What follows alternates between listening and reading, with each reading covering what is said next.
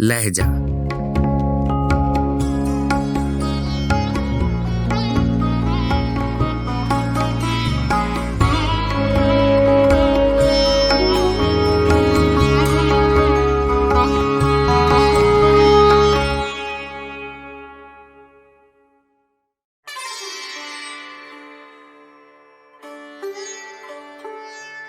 कुंजे बाग में नज़्म राजा मेहदी अली खां, आवाज़ व पेशकश राहिल फारूक।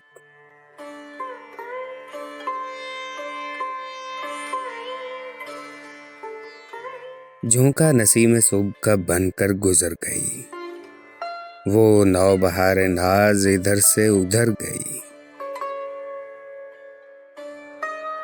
एक पल में कुंजे सहने चमन जगमगा गया, एक बर्क थी कि सहने चमन से गुजर गई। नरगिस ने उसकी राह में सजदे बिछा दिए, हैरान निगाह साथ गई वो जिधर गई।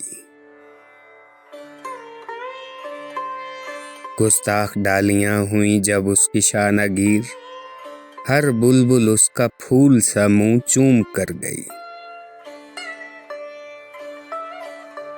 एक शर्मगीन अदा थी कि आंखों में बस गई, एक सुरमगीन निगाह थी कि दिल में उतर गई।